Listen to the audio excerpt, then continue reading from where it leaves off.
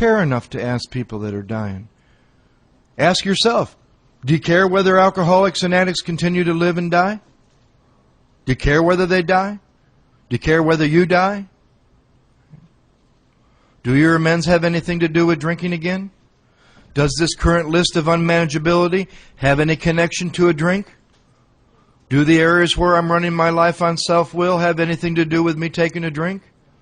And if they don't, if these lists, this list of current unmanageability, this list of current agnosticism, man came to our group one time in Santa Monica, great guy, you'd heard of him, big book stuff, does the 1 through 9 on a regular basis.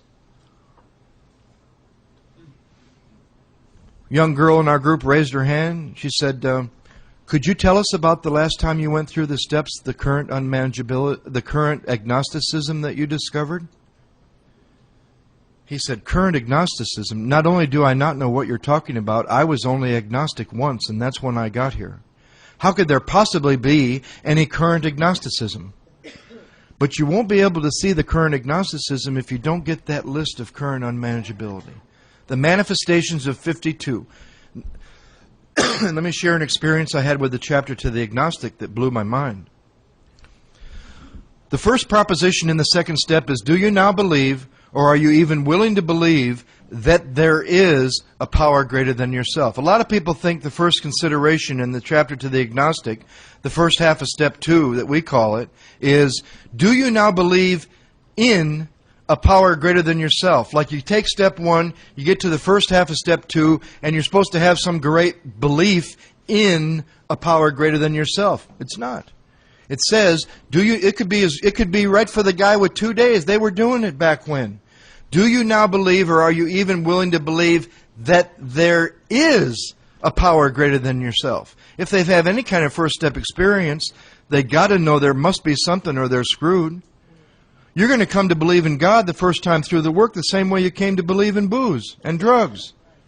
Let me say that again. You come to believe in God the same way you came to believe in booze. How'd you come to believe in booze? Did you ever get absolute faith in booze by watching somebody else get drunk? No. Did you ever have faith in booze by looking at it through the window of the liquor store? No. So how'd you come to believe in booze? And if you're like me, it became a power greater than yourself. Some new idiot says, I'm having trouble believing in a power greater than myself. My God, you've had a power greater than yourself in your life that you put before every single person and every single thing, including your own life. You've had experience with a power greater than yourself. So how'd you come to believe in booze? I saw that it worked in others. I made a decision. That wasn't enough because deciding to get drunk never got me drunk. I had to get up, put one foot in front of the other, take some action. Boom, boom, boom, boom, boom, boom. I got some results. Then I had faith in booze. Same process in this book. You see that it works in others. You make a decision at step 3. You take some action in 4 through 9, which is the same as walking to the liquor store, and then you come to believe in booze. You come to believe in God the same way you came to believe in alcohol. So, I get to that first consideration in step 2. Do I now believe, and I have some time now, do I now believe, or am I even willing to believe, that there is a power greater than myself? That question will do nothing for anybody who's had some time or done some work.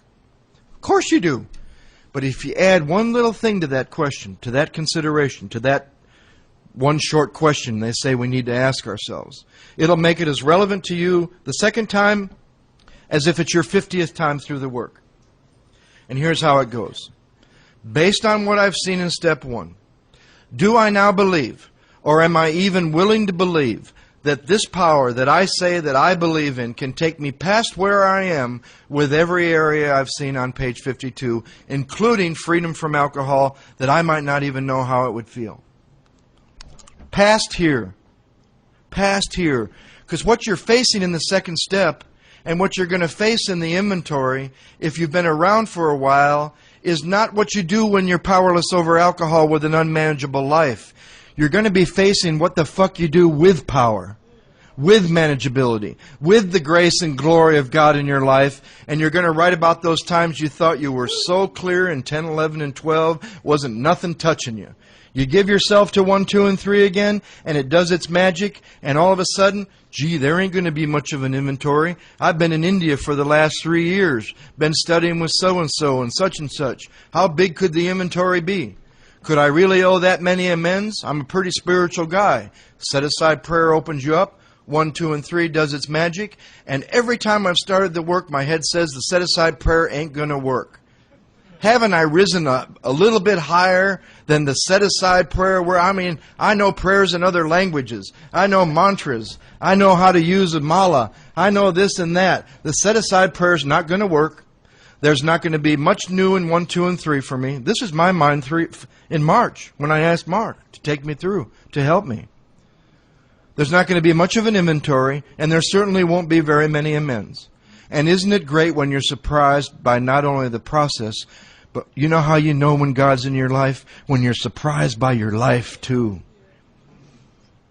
If somebody would have told you where you were at a year ago, where you're at now, and it's pretty much the same, you got to ask yourself some basic questions. But if somebody would have told you where you were at 5 years ago, where you were going to be today, and it's an absolute surprise, because you know how you know when God's working in your life? When you feel lucky. You know how you feel when God's not working in your life? Unlucky. And you know how it feels to feel lucky? You're surprised, you're passionate, you're awake, you're feeling great about what's going on in your life. And then you hit a wall, and you've done some work, and you're wondering why. And you ain't talking about the amends that weren't finished, or you have finished amends, and you hit a new wall. It's like do some work, get a power, come to the new wall. It's just a new wall. Hello, new wall. Am I going to go around you? Am I going to just sit at the base of you? I'm going to stay on this side of it? Or am I going to ask God to take me through the new wall? And you'll see the new wall in the list of the current unmanageability. The manifestations of page 52, which will become your agnosticism. So if you've been around and you get to that question, do you now believe, or are you even willing to believe that there is a power greater than yourself? And it's a stupid question because you know there is. Add to it, that can take me past here. Here. This stuff that I've located. The first step has located me. Here I am. Do I believe this power that I say I have so much faith in can take me past where I am? How are you going to work with that? Go through because the logical mind would say, now that you've answered that, or the way to answer that consideration would be to go home and see how much faith you got. Build that faith up. See how much you got. No, you're going to find that if you got the right question, the chapter will do this. And here's what you do with that first consideration about past here. Go through the chapter, mark every word or statement or question or anything that strikes you that would help you face where you don't believe. Doubt, skepticism, worship of things, people, sentiment, money, yourself, your mind. And even with a better motive, there's stuff that's holding you back. The sea, the sunset, a flower. The box that I put God into as my choice of being everything last time. Because the box gotten a little small. Because it was my conception of everything. What about coming to the next proposition, God is everything or nothing, without fear and with no size to the container? Because every time, for many, many times through this work, I chose God is everything, but I built the container that everything meant. Could God have had something to do with September 11th? Absolutely not. That's the devil. It's evil. Boom. September 11th started with September 11th. We had no responsibility. Our troubles were of their making. On and on and on. Could there be a bigger picture that God is either everything or He's nothing? Now, how am I going to approach that with stuff going on in the world? Maybe there's a bigger picture. Maybe there's such a thing as what goes around comes around. We all understand that from the streets. Anybody in New York knows what goes around comes around. Where I come from, they happen to call it karma. For every action, there's a reaction. Right? There ain't no guy up there with 1,000,000 tentacles, one attached to each of you, answering the phone, answering your prayers. I believe there's an energy in this universe that underlies the totality of things. From the book, Creative Intelligence of the Universe, underlying the totality of things that set up some specific laws. You live by the laws, you live well. You don't live by the laws, you don't live well. I haven't been hurt physically. I've never been punched. I've never been in jail. I've never been in a police car. And I've never been back to the penitentiary. And I've never been ripped off in 20 years. And before that, I was ripped off, punched, pistol whipped, in jail, in the penitentiary. And that didn't change because alcohol went out of my system. It changed because I got the power to start living from my heart the way I always wanted to. So you make the consideration. Past here, is there more? You face the doubt and the prejudice and the current agnosticism you have about it. You write that list out and you say, my God, it's the same stuff I wrote out as my list of the current unmanageability. Then how do you get from that to choosing everything or nothing? Go back through the chapter in another color and see the words or phrases or statements that are like more positive, that make you feel a little more comfortable, that take you from that. As soon as a man can say he's willing, he's well on his way. As soon as prejudice is laid aside, boom, the cornerstone. What statements or words, what things can I consider that would take me past my doubt? But you got to see the current agnosticism to get past it. How are you going to get past what you don't see? God don't take you past what you don't see. He's not that rude, and He doesn't come unless He's invited. First spiritual principle of AA. God ain't rude. He only comes when He's invited because of His love, not because of His choosiness. I'm not going to pick you. You're not calling me the right. If we had to call God the right name to get here when we were new, a lot of us would be in trouble. Because I called Him some names. No, you got to call Him the right name. No, you don't. Drop the name. Well, what's the name? That's my conception. That's my conscious contact. How are you going to take away my conscious contact? Face the doubt. How much did you believe when you got to the second step this time? This much.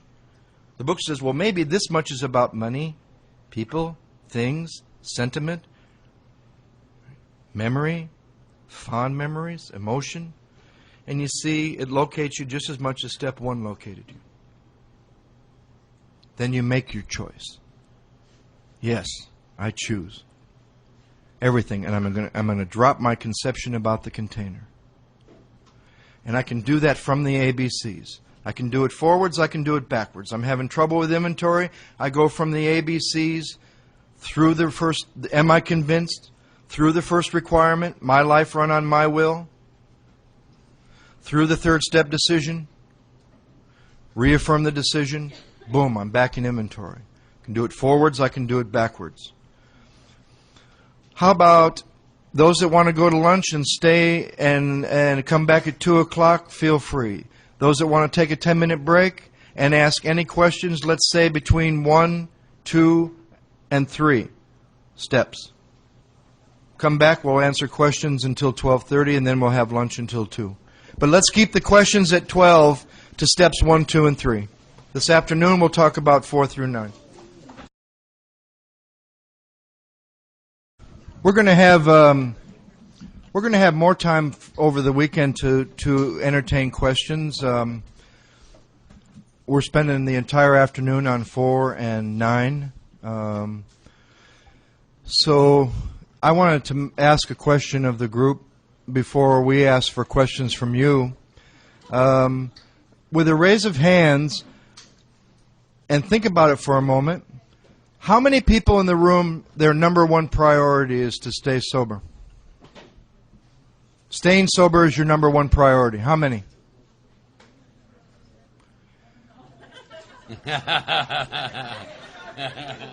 Isn't that interesting?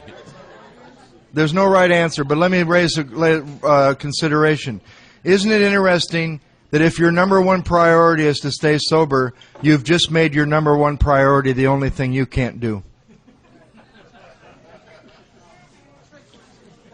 How many people in the room is their number one priority to seek that which is keeping them sober? It's very subtle, but it's very profound, because I'll tell you what, if this is a bottle of alcohol, and I'm putting all my effort into keeping myself from this bottle of alcohol, you know what I stay focused on? The problem. The problem. Alcohol. Keeping myself from drinking.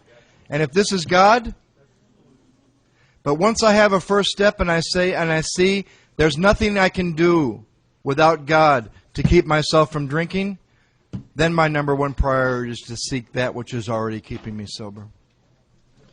So, questions on 1, 2, and 3? And these, let's see, I think it'd be nice if you'd come up and ask your question. I'd like to get the questions on tape. They can ask and we can repeat. Okay. Go ahead, ma'am.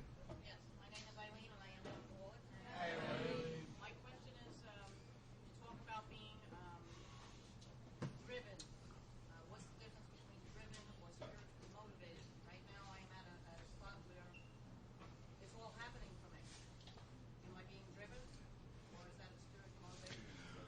Mark will respond to this. The question was, what's the difference between being driven and spiritually motivated? I'll give you an assignment. First of all, look up the word driven so that you understand what the word means. Really, I don't know if there's any difference. Now, being driven by self-will, if you look up that word, what you're going to understand is there's no choice. Let me rephrase that. I'm spiritually driven. Driven by self-will is the question. I'm at a spot where I'm just really, it's all happening for me. Am I, is that on self-will? Or is that... My experience is no. Your head is already in the tiger's mouth, and you can't speed it up, and you can't slow it down. Go along for the ride. And does it really make any difference? Based on the results and the effect and knowing God. And The only thing I would say is as long as you're clear on who the driver is.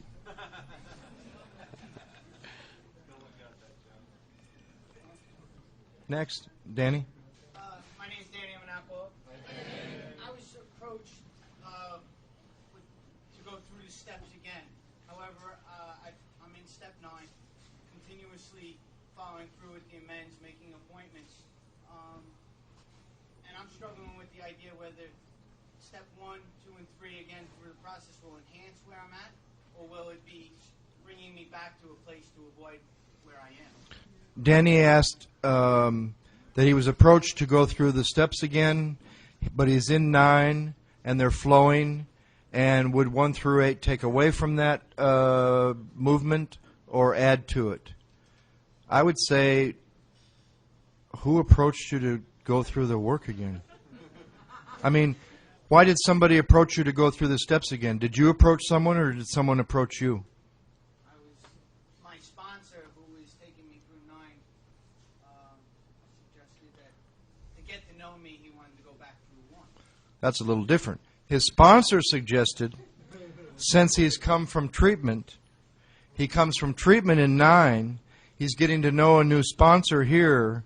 His sponsor suggests to get that foundation, that connection together to do 1 through 8, let him get back into amends.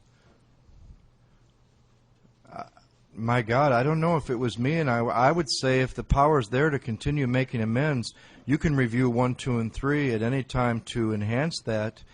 If the power runs out to continue amends and they're not flowing, you'll be driven back to 1 through 8. yeah, I would say the same thing. I would continue making amends, take it into prayer and meditation, and you can always review the first 3 steps. There may be some more inventory. You're going to be doing a lot of inventories over the years, but keep your focus on the 9th step. There was a question. Hi, my name is Tracy. I'm an alcoholic. Hi, Tracy. This question, I never really said anything, but I gotta ask this question. They talk about resentment's the number 1 offender. I know we're not the 4th step. It kills more alcoholics, and God makes that possible. How does God make that possible? She said, resentment is the number 1 offender. It kills more alcoholics than anything else, including alcohol. God makes that possible. How does he make that possible? The phrase God makes that possible is prior to the discussion about resentments. You got 2 separate issues here. Book says resentment's the number 1 offender. It kills more alcoholics than anything else. Is your question, how is it that God allows that? Is that what your question is? Like, will God kill you or you kill yourself? Behind the resentment? I don't know. Like they say, God makes that possible. No, that sentence is behind this idea that you got to get rid of your selfishness. Inventory is the vehicle to get rid of that selfishness. They're in two different places in the book. You're putting God makes that possible behind resentments, kill more alcoholics than anything else. God makes that possible is where it says, our troubles we think are basically of our own making. They arise out of ourselves, and the alcoholic is an extreme example of self-will run riot, though he usually doesn't think so. Above everything, alcoholics must be rid of this selfishness. We must be rid of this selfishness or it kills us. God makes that possible. They're talking about selfishness. Resentment is the number one offender. It destroys more alcoholics than anything else. From resentment stems all form of spiritual disease. It's like Mark said, it's two different things. God makes it possible to get free of selfishness by removing it. By giving you the power to move past it, to live unselfishly. God makes it possible by removing the things that block you from more power to live unselfishly. Hi, my name is Cal. I'm an alcoholic and an addict. Hi, Kel. I haven't worked. This is first time we worked so I didn't start to work. And all I've done so far was read the first 164 pages. My question is it possible for a person who hasn't done the work to work on the resentments? She's in the work for the first time. She's only on one very first assignment, which is to read the first 164 pages. Is it possible for her to work on her resentments? For instance, what's going on is while I'm working, while I'm starting to work, while I'm doing the work, I have developed a resentment. She's developed a resentment while working on step one. Nobody can relate to that one. And I'm afraid that resentment is of course blocking me like, Well, you got a million other ones, darling, so stay focused on the assignment. Stay focused on 1, 2, and 3. The power will be there to move you through the resentment inventory. Yeah. You can't work on your resentments.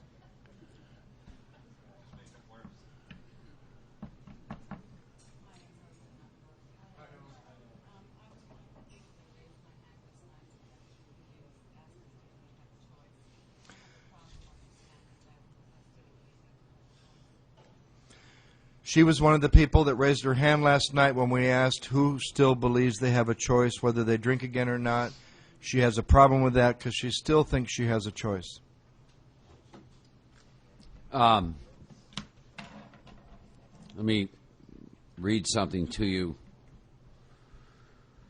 on, there's two areas. It's on page 24. And they're talking to you and I about the state you're in now, which is you're sober. The fact is that most alcoholics, for reasons yet obscure, meaning we don't know, have lost the power of choice in drink. Sober. And now it's going to tell you why you've lost the power of choice in drink. Because our so-called willpower, which is, by the way, where choice comes from, becomes practically non-existent. We're unable, at certain times, to bring into our consciousness with sufficient force the memory of the suffering and humiliation of even a week or a month ago. We are without defense against the first drink.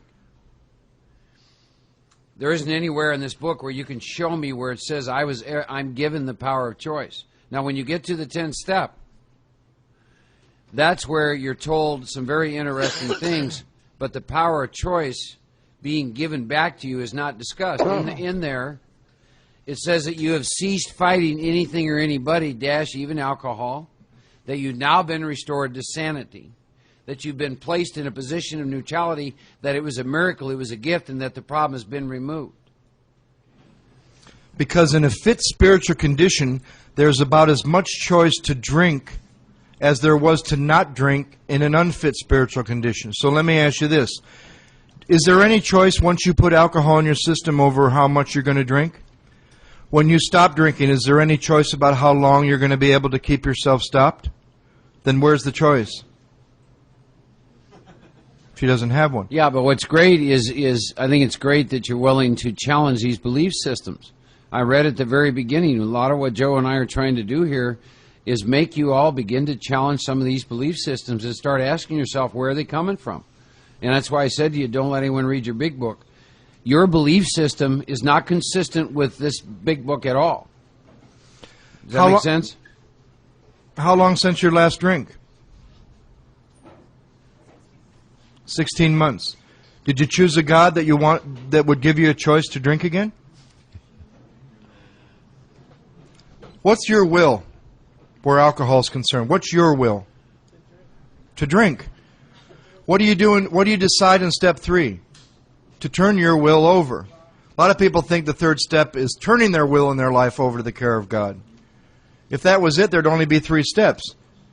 The third step is not turning your will and your life over the care of God. 4 through 9 is turning your will and your life over the care of God. But if you've done that, if you've given your will and your life to God, where's the choice? My will is to drink. Have I taken the action necessary to turn my will and my life over based on the decision I made in step 3?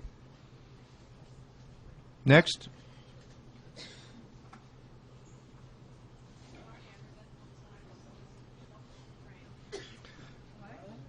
My name's Marty. I'm selfish, dishonest, self-seeking, and afraid. Welcome.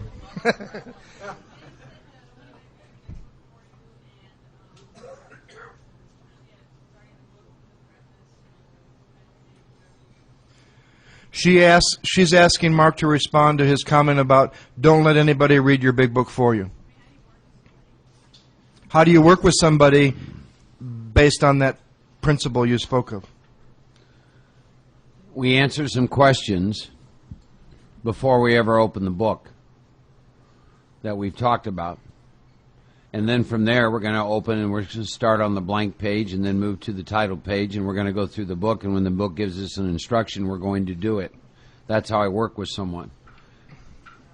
Pardon me? It goes back and forth. He meant don't do the work. Don't let anybody do the work for you. But I meant more than that. And I meant also, the young lady shared, she had a belief system, she has the power of choice. That is not consistent with the book, it's not in the book. She has that belief system because she's letting someone else read her big book for her. This is life and death stuff. Don't let anyone read your big book. These people say, well, you can't make all your amends. It is not consistent with the book. Or I'm not going to do meditation, it's too fluffy. It's not consistent with the book. He means like when people quote the book, they'll say, you know that part in the book where it says today you'll have a choice and you can work on your character defects? That's letting somebody else read your big Or book. just don't drink and go to meetings. It's Where's not in that? the book. You'll See? never recover. Where's that? That's what I mean by that. So many people miss out on so much of what this program can offer because they let other people read the big book for them. And you know why we do that? It's an easier, softer way. First thing my sponsor said to me about this 20 years ago was use it as a bullshit sifter.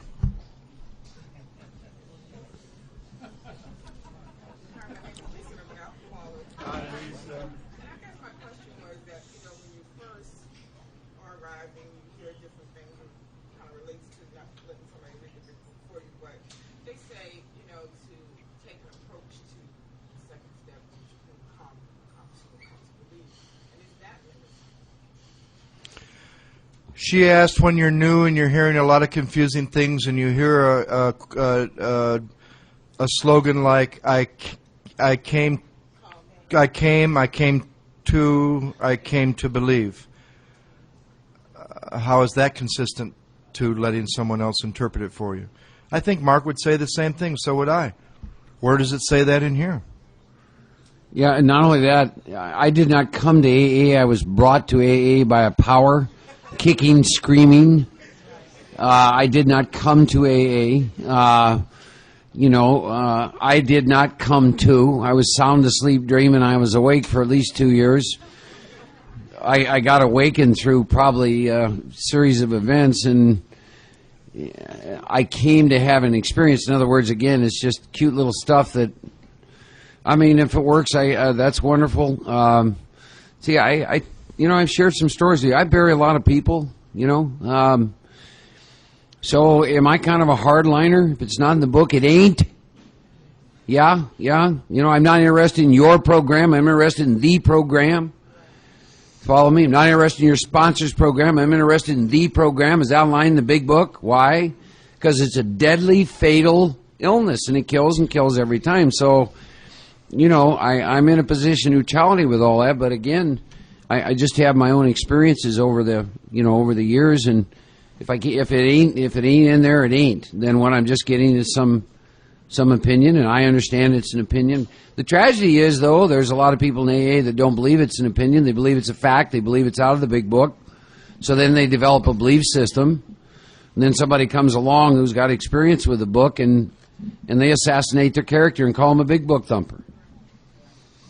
Has anybody ever seen the arrogance of, I can't, he can, I think I'll let him? Oh, isn't that a nice thing? I think I'll let God. My God. We're the only group, well, we're not the only group, but it's very prevalent in our group. We have the subject objects confused. Who's God and who's the drunk? In the third step, you're going to make a decision to turn your will and life over to that which created your will and life. The subject object, they're a little confused. You follow me? Oh, we're going to let God do all this stuff? Oh, isn't that sweet? My spirit started to have a problem with the first line of the third step. God, I offer myself to thee. Wow.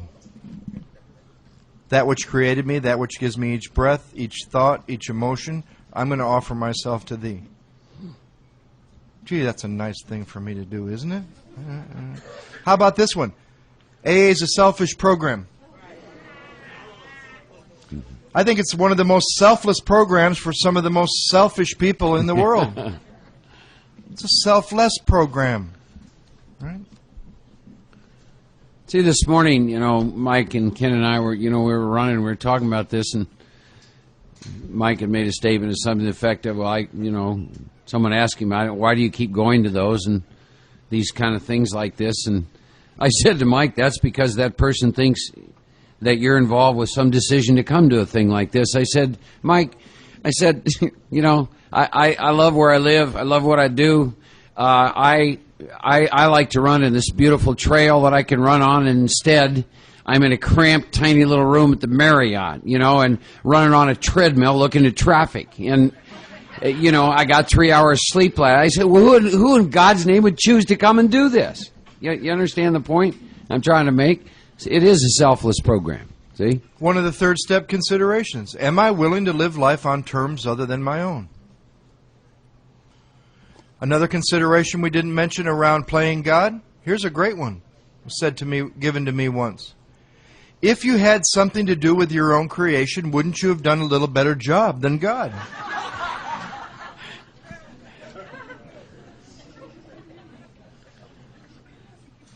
Any more questions? Yes, it seems like we strayed off the topic of the first 3 steps. I want to ask one question that kind of disturbed me. This is for Joe.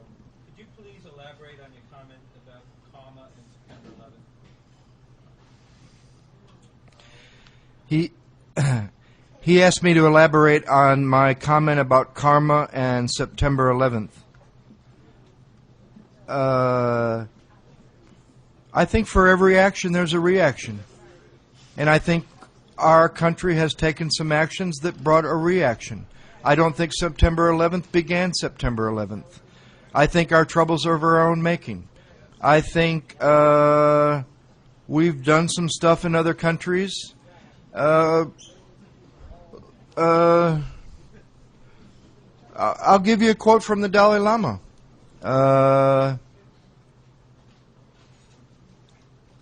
He said, and he's a very compassionate person, he said America needs to take the responsibility and admit that they were a part of bringing it on by not responding when it happened to others and doing it to others.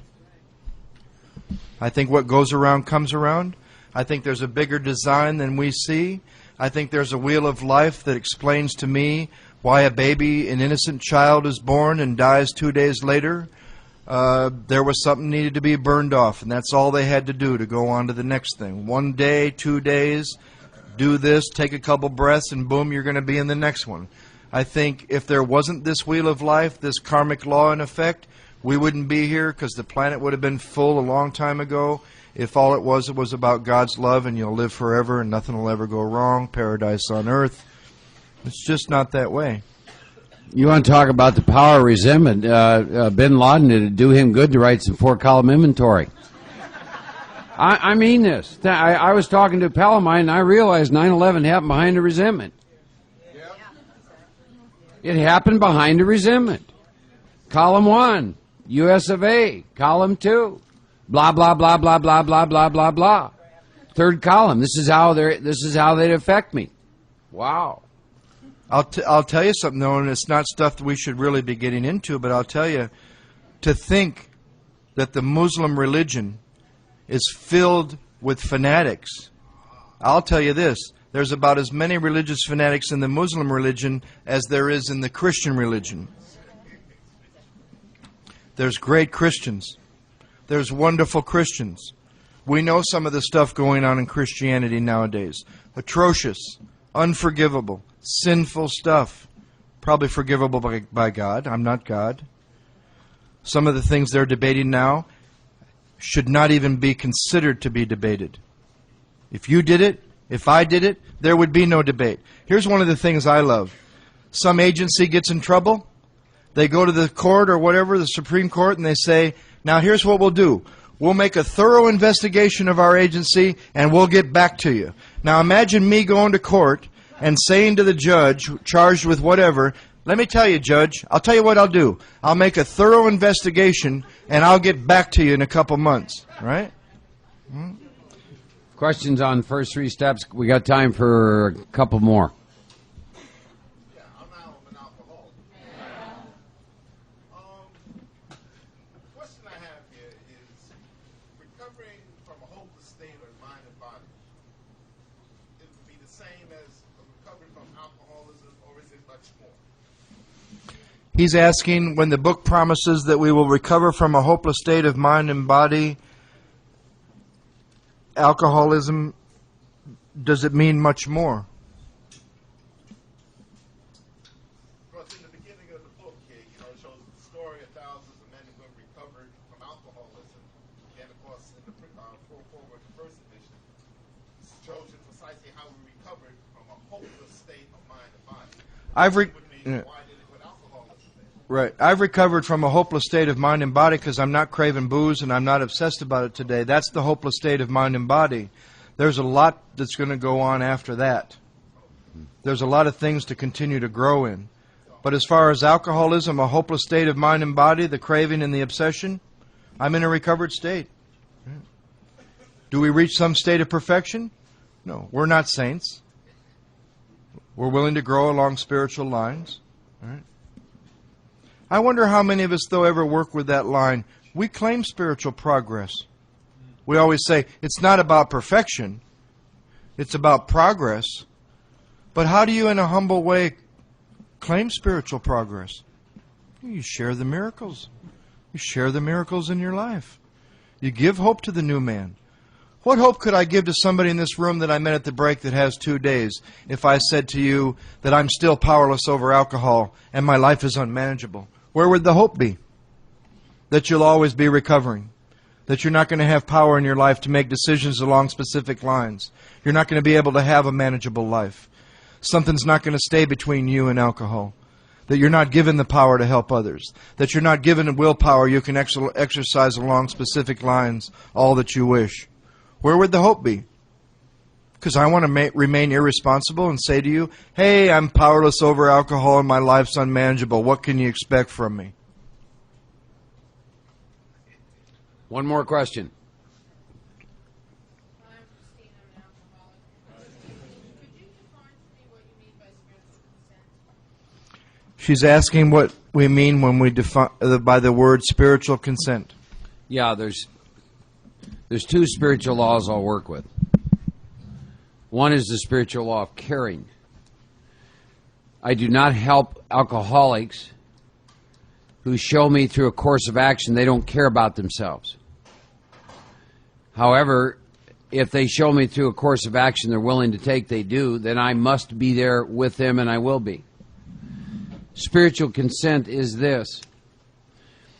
It is where you have given me permission to come into your life, much like when it talks about in the chapter Working with Others, both you and the new man walk day by day in the path of spiritual progress. But I only work with people who've given me spiritual consent. And by that I mean what they're saying to me is, I have just given you consent to say anything to me at any time about any form of my behavior. That's what I mean by spiritual consent. And we can add to that principle he mentioned first, the principle of caring. The principle of caring goes like this, and many of you have seen it. If you don't care, I can't. You can try to convince yourself you do. You can try to believe you do. But if the new guy doesn't care, you can't. And if he does care, you can't not care. Let's have some lunch. 2:00.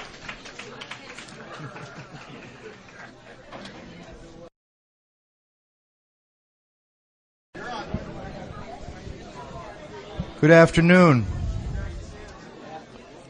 My name's Joe. I'm an alcoholic.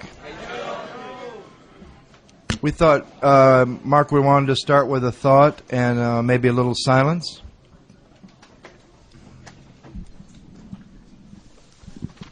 This reading is called Compassion. It says, once you've seen the face of God, you see that same face on everyone that you meet. The true God has no face. The true God has no name. But we cannot identify with that until we're of a very high level of insight. Until then, the gods with faces and the gods with names are still more worthy of veneration and study than the illusions of the world. With long and sincere training, it is possible to see the face of God. Holiness is not about scientific objectivity. It is about a deep and clear recognition of the true nature of life. Your attitude toward your God will be different than anyone else's God. Divinity is a reflection of your own understanding. If your experience differs from others, that does not invalidate your sense of godliness. You will have no doubts after you have seen. Knowing God is the source of compassion in our lives. We realize that our separation from others is artificial. We are neither separate from other people nor from God. It is only our own egotism that leads us to define ourselves as individuals. In fact, a direct experience of God is a direct experience of the utter universality of life. If we allow it to change our way of thinking, we will understand our essential oneness with all things. How does God look? Once you see God and know God, you will see that same face on every person that you meet. How about we take a couple minutes and do a meditation? Ask the God of our understanding to open our minds and hearts and provide us with some energy for this afternoon and allow us to have some fun and lightness with this incredible thing called life. Without opening your eyes, staying in that place, which is the place where truth comes from, where God is, both in and outside of you, all around you. I would like to do just a short guided meditation on the pertinent points that we've covered.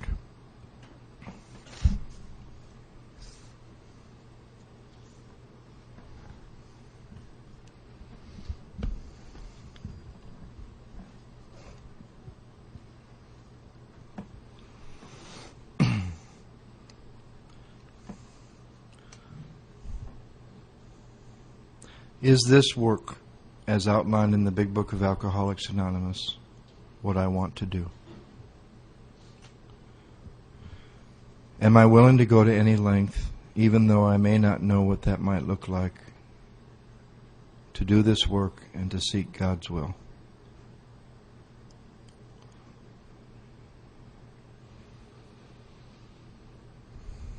Why?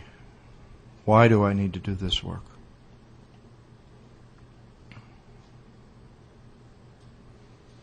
And why would the group or person that I've chosen?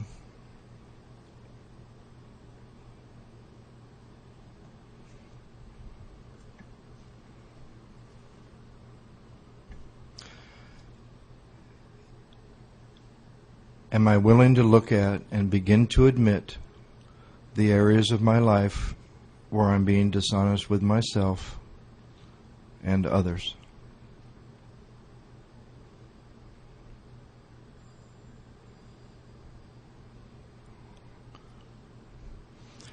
Am I willing to ask that which I believe in my own way, from my own heart, for an open mind and a new experience with the things that I would like to have an open mind and a new experience with?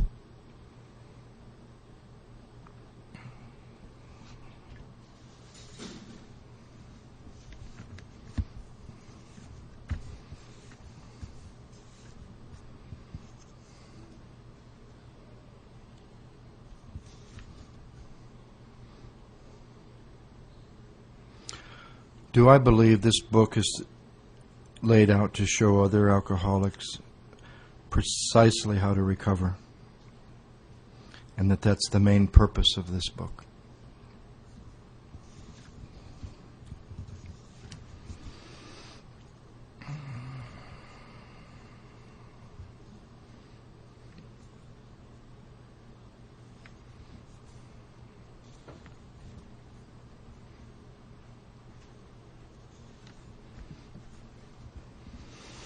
Am I willing to admit from where I am now that in and of myself, without God, that I am nothing, and that without God I'm lost?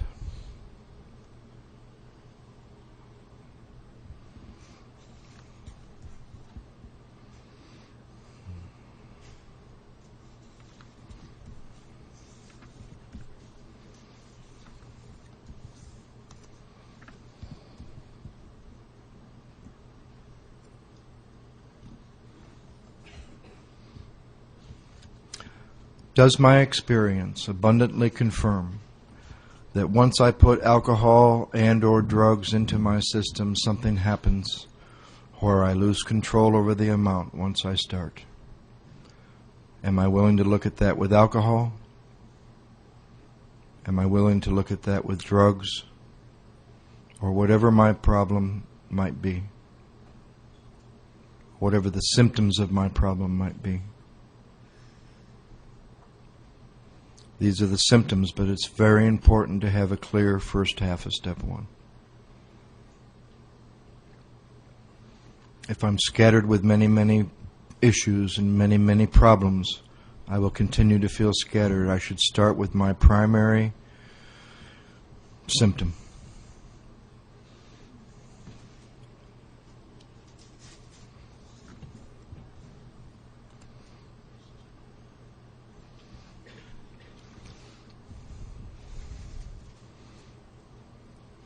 Am I willing to ask God to help me fully concede to my innermost self the truth of my first step?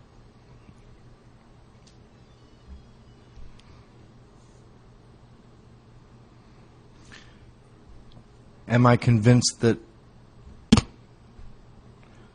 I am not like other people? Or presently has that idea been smashed? That drunk or sober,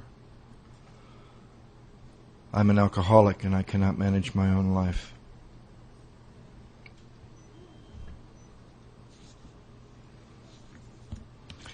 Am I convinced that at a certain time, and I might not know when that certain time might be, how it would feel, or what it would look like, that there will be no effective mental defense against the first drink or drug, and that no human being, no human power can provide that defense?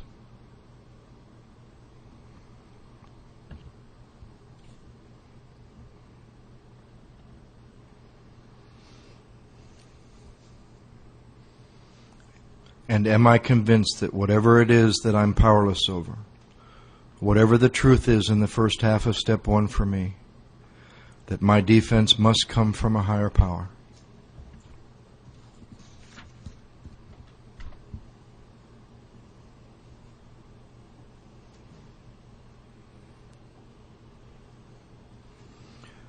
Do I believe I'm suffering from an illness which only a spiritual experience can conquer?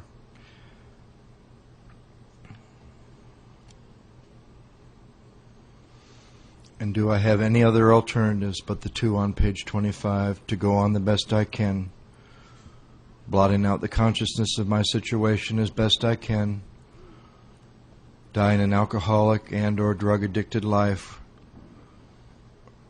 or number 2, to live on a spiritual basis? Do I have any other alternatives?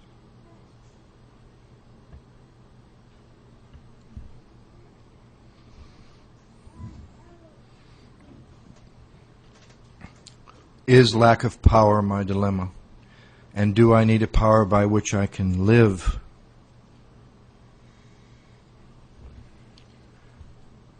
And am I committed to finding out where and how to find that power?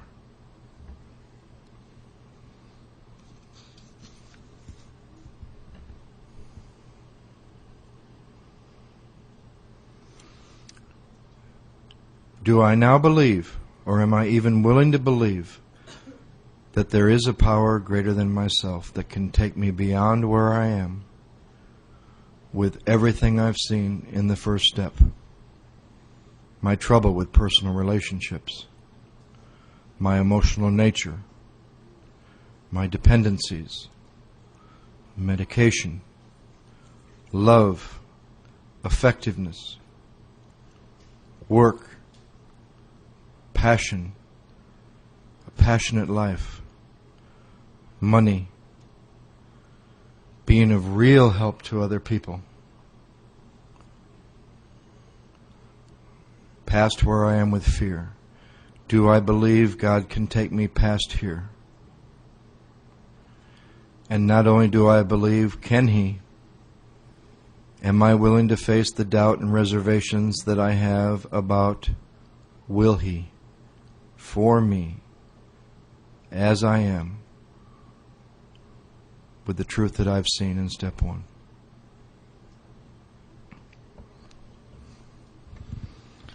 Am I willing to face my doubt? Am I willing to ask to be shown my current agnosticism? And do I see that my current agnosticism is the same and only a reflection of the current unmanageability, the manifestations of page 52 as they are now? Can I see that that is my agnosticism?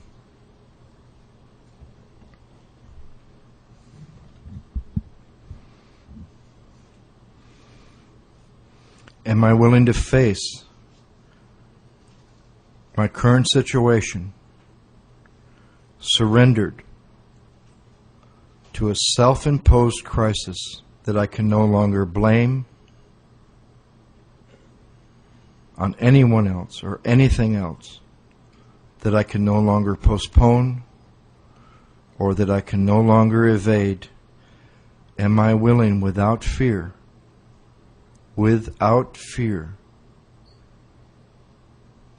to face the proposition that God is either everything or He's nothing? To choose that He is, or to choose now that He isn't?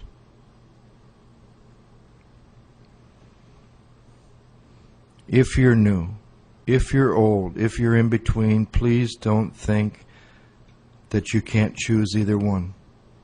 You can do the work from a place to be shown.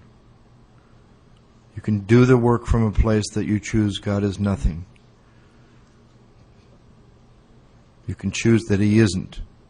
You can choose to be shown. You will have a much easier time than those that think they're big-time true believers. Have I faced my doubt? Have I faced my prejudice, my worship of things, people, sentiment, money, myself, the worship I have of my mind, my ideas, my notes, what I've learned? Did I really mean what I said in my set-aside prayer? Do I really want an open mind and a new experience? Or do I want to just add to what I already know? Am I willing to abandon it all utterly?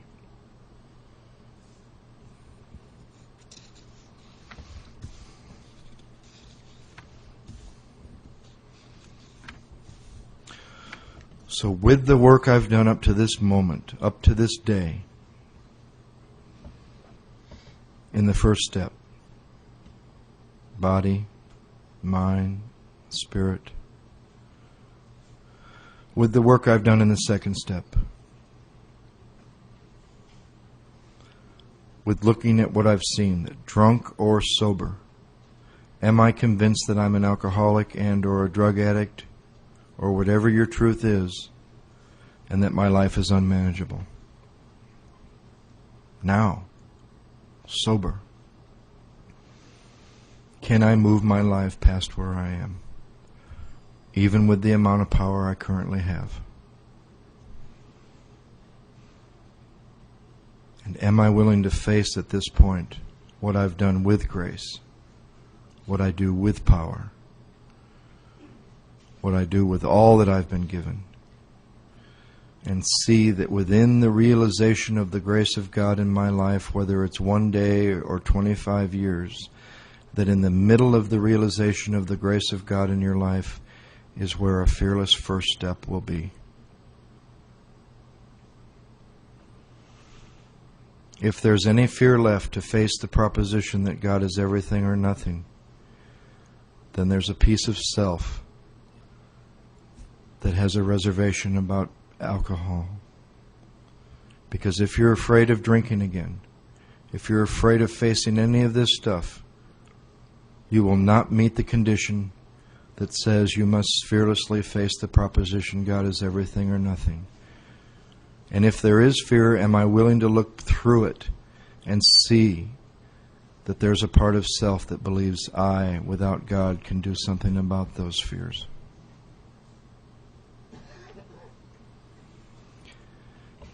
Am I really convinced that no human power can relieve what I suffer from? No human power.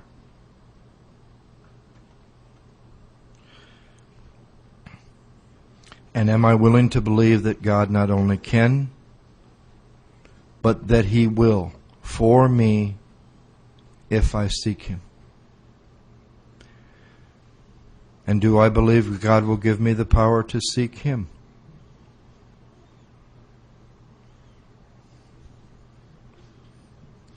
Am I convinced that my life run on my will is not successful?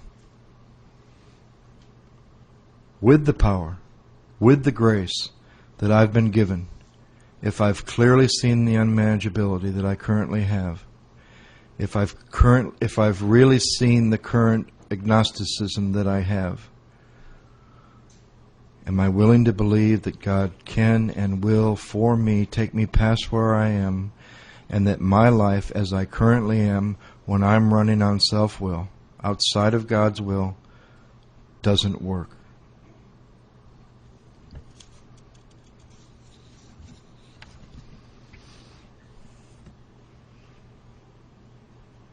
Can I see clearly that selfishness and self-centeredness is the root of what I suffer from?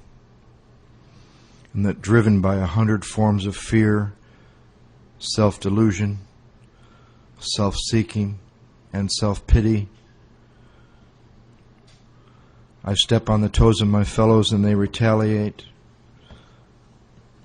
and that I make decisions based on self at some time in the past, which has placed me in a position to be hurt,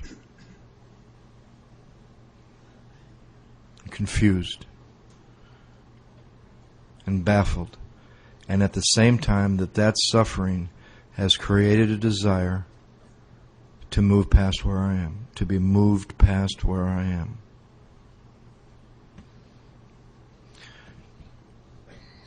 Can I see the freedom in the fact that my troubles are of my own making and that I am not a victim of the things that I've seen in that unmanageability, in that agnosticism, in that list of areas where I'm running my life on self-will, which will become my inventory.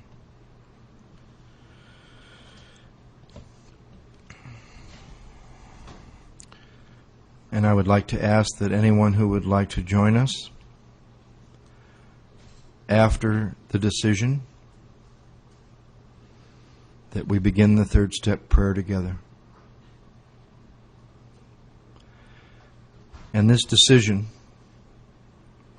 is the how and the why of it.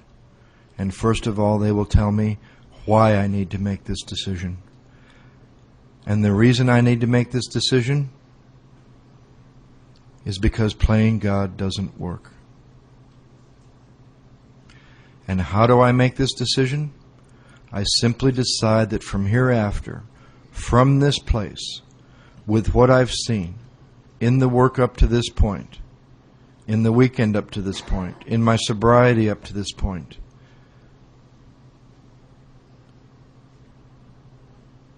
I have seen that playing God doesn't work, and I'm ready to decide that from hereafter, I would like God to be my director in ways that I might not even know. And I would like to be an actor who wants to quit trying to be a director.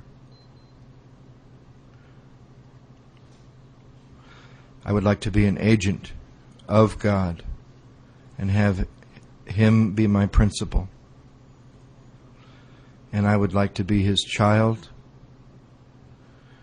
and I would like Him to be my Father. And am I willing to face and be rid of any old ideas I have about those principles and really make this decision? What would I like my Father to be? What does that mean to me? What would I like my director to be? How would I like to act? How would I like to be? How would I like to be directed? What would it mean for me to be His agent?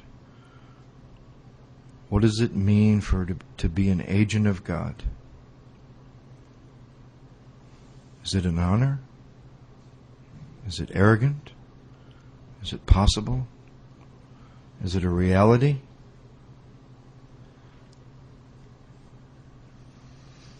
And to really be a child of God, if that idea could go from your head to your heart, that you are a child of God, you will never, ever have a problem with low self-esteem ever again. Because there's nothing you could ever do, get, accomplish, have, earn, work for, more than the realization in your heart that you are a child of God.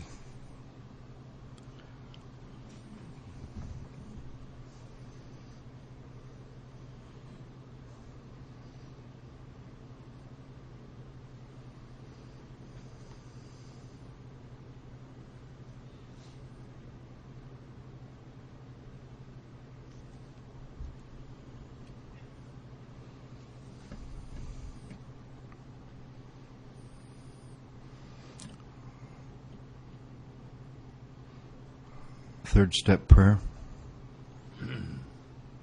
God, God, I offer myself to Thee, to build with me, to do with me as Thou wilt. Leave me of the bondage of self, that I may better do Thy will. Take away my difficulties, that victory over them may bear witness to those I would help of Thy power, Thy love, and Thy Thy way of life. May I Do Thy will always. I bow to the sound of the silence and the diamond of the lotus of my heart. Om Mani Padme Hum. There's no amen at the end of that prayer that we just did. And I believe that's because everything you do from the end of that prayer right now today to the end of the next time you say the 7-step prayer is part of one prayer. And in that prayer, I have always been safe and protected.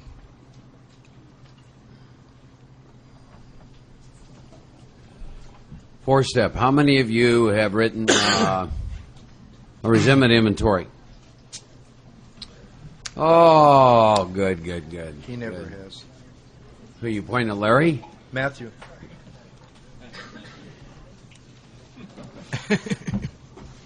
How many are currently in inventory right now? A few of you. Hands didn't go quite as high, but that's okay. Same number of hands that are back for the second time in their first year.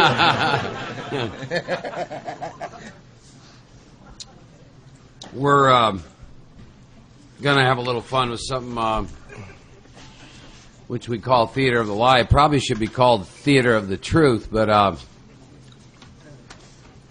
Or as he'll share with you, it probably should be called Theater of the Truth About the Lie, even if the truth about the lie is true. there's some things I read in the big book I want to mention again so you'll have a sense of understanding.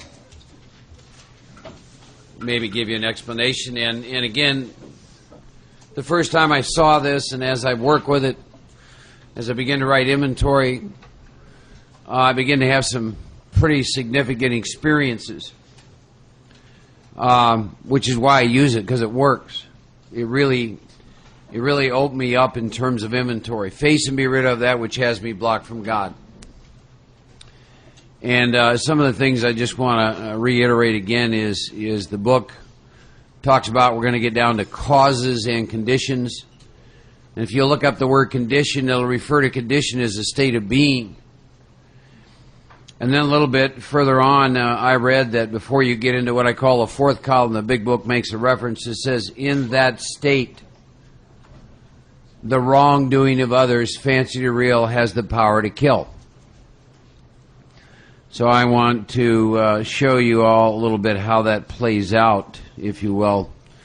If I went into most people's homes, or if I spent just a very minimal amount of time with you, I would be able to identify 6 or 8, I'll use the words of the big book, stage characters that your ego has manufactured that you think define who you are. If you stop and think about how the ego is developed at birth, the very first interaction is with the parents, and so the first stage character has been born. I'm a son or I'm a daughter. And you get a sense of who you are from an external source, right? And then let's say that you have brothers or sisters. Now you have another stage character that you think defines who you are. I'm a brother or I'm a sister. And then you go along a little bit longer and you get into high school, and I guess let's say that you're an athlete. Now you got another one that you think defines who you are. Or maybe you're a computer geek or a nerd, so now you've got another one that defines who you are. Then there's people like us, we're the beer drinkers and the potheads and the antisocials, and so now we've got, that's another one that defines who we are. And then the first time that you either have sex with yourself or another human being, you now have introduced to another one. Somewhere in there, at least if you're a male, because that's what I am this time around, from the very first time I had my first fight, I got introduced to another one. I like to call him Rambo. He got real well defined as I got into my alcoholism, then got sent to Vietnam and some other stuff. And you ladies have one too. It's called Xena. Some of you very cleverly disguise it, but you all have it. Let's see, and then you go on a little bit longer and you start dating, and let's say if you're in a relation, those of you who are just, quote, in relationships, but you haven't moved into stage 2, which is perhaps commitment, and then stage 3, which is engaged, and stage 4, which is marriage, soon to be followed by stage 5, divorce. But now you have another character that you think defines you. I'm a husband, I'm a wife, I'm a... Pay attention to not only yourself when you talk, pay attention to other people when they talk, and watch how often they will be talking about a human being and never mention their name and use the word my. My house, my wife, my ex, my, and won't even use their name. And they're completely asleep to what they're doing when they do that. And so then if you go along and in that marriage or in that relationships you have children, now you have another stage character. Now you're a parent, aren't you? You're a mom and you're a dad. And of course, somewhere along the line, if you're working, you have a career person, right? Somewhere along the line, most of us have a part of us that is very much identified with money. I am my money. And so, if I just walk into your house, I can get a real sense of all the different stage characters that you think define who you are. And what are we having? We're having some fun here now. Cleaning lady? All right. So, are you getting an idea? Now, I want you to take a second, and I want you to kind of think of your own stage characters, and I'll use myself as an example. And then I'll use Joe and I. So, I'm in the world to play the role that God has assigned, so what are some of my roles? Well, I'm an alcoholic. I'm a member of Alcoholics Anonymous. Those are two different characters, by the way. I'm a spiritual man. Mr. AA. See? I definitely got a male Rambo in me. I am CEO of a company. Follow me? That defines who I am, correct? What else? I'm a writer. That's another one. I'm a sponsor. That's another one. I am my money. That's another one. I'm a jock. I'm an athlete. That's another one. That's a pretty good start. Every inventory that I've written, and the last one that I wrote, that inventory was written by different parts of those stage characters depending on what individuals or institutions hurt, threatened, or interfered with one of those states of being. I'll give you an example. I wrote some inventory on some employees who work with me. I'm probably not the only one in this room that's had to do that. What stage character do you think, if I have an employee, and my perception is that employee is not showing up, giving the company a fair day's job, or being slothful, or blah, blah, blah, blah, blah, what stage character do you think is being impacted by that? The CEO, the business person. And my inventory revealed that he wasn't just a little disturbed by this behavior. Because what does he need to be to exist? He needs to be in that position. So anything that hurts, threatens, or interferes with that position, he will experience it as though he's fighting for his very life, because he is. That's he wrote some inventory. Now, Mr. AA has been writing inventory for years. Because, there's no police squads going around cleaning all this crap up, and there's just stuff going on in AA, and he's just never satisfied. See, and Mr. AA has an idea of how it's supposed to look, right? Follow the traditions and follow the big book, and there's some groups in Dallas just not doing that. Can you imagine? And so he gets to write some inventory. But every time I write inventory, these different stage characters are the ones who write the pieces of inventory. Those of you that recently just, if you've gone through any relationship problems, I can assure you had a husband or a wife or a boyfriend or girlfriend that wrote some inventory that wasn't getting their way, remember?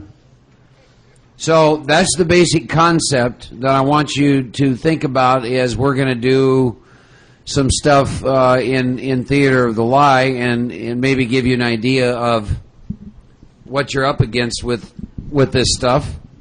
Maybe give you an idea of what the book means when it says resentment is the number one offender. Maybe give you an idea of what it means when it says in that state the wrongdoing of others, fancied or real, has the power to kill.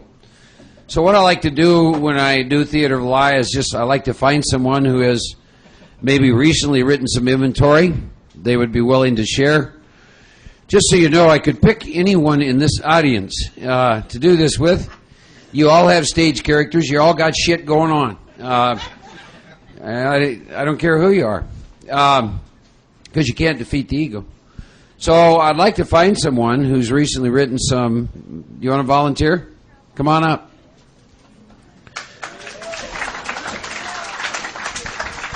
Now, one of the first things we're going to find out is, go ahead and sit down. Some people call this the hot seat. So your name's? Stacy. Okay. I want you to give us some general information about the various stage characters that you have operating. Okay, I'm a mother, Okay. We got mom. You got that? wife, Wife. not yet divorced, girlfriend, Wait a minute, say that again. You're divorced? not yet. Oh, not yet. No. Okay. And then I heard a girlfriend? No. Oh, okay. Have a boy. Well, yeah, I'm a girlfriend too. Oh, okay. I'm sorry, I got confused. She's both a wife and a girlfriend with two different men. I got confused. You all get that one? Did you catch that? Yeah. You're an alcoholic? I'm an alcoholic. I'm a member of Alcoholics Anonymous. Spiritual woman? Spiritual woman. Okay. I have a Xena. Ah, I bet Oh you yeah, do. I'm big Xena. Yeah. Any hobbies, any of that kind of stuff? Yeah. Then there's the work. Okay. There's my Career? work, career. What do you do? I do billing, but then there's an antique business I'm starting. Oh, okay. So there's the antiquer. Okay. Let's see what else. That pretty well define you? Oh God, no, I'm sure there's a lot more there. That'll be a good start for inventory. By the way, I want to distinguish something. This is in the area of sex. You know, that area never talked about in AA, because we all have celibacy as a sane and sound ideal, right? I want you to understand something. How many of you are married? Raise your hands. Okay. So you have a state of being called husband and wife. And virtually every belief system you have came from watching your mother and father and television and the culture and everything else. That's where your third column starts to roll out. But I want you to understand something. You've got a husband and wife. For you wives, I want you to know that your husband has never cheated on you. But the stud will in a minute, because he's got a whole nother agenda. You follow? The same true for your husbands. The wife would never, ever cheat on you because that is not in her belief system, but that little sex kitten would because she's got a different agenda. You follow me? See, any of you who are married that have ever written any inventory on your significant other, I assure you that you're writing out your third column. You have an idea of how a wife or husband's supposed to be. You have a complete script. Unfortunately, you never gave it to them, never told them about it. They don't fit it, and you're angry all the time. You see? And so that's some of the stuff that we're going to look at in here. So you got a pretty good idea of this. We got an interesting host of characters here. So who are you resentful at? Let's try the ex-husband first. Okay. They're nameless, of course. I understand we're on tape, but can we just give him a name like Paul or something? It's really Ivars. Ivars? Ivars. Okay. So he actually has a name. I've noticed this in particular with this concept of when it comes to exes, because see, if you give them a name, it's like they still exist or something. You know, it's always exes. You know, do they have a name? Well, yeah, okay. So it's Ivers.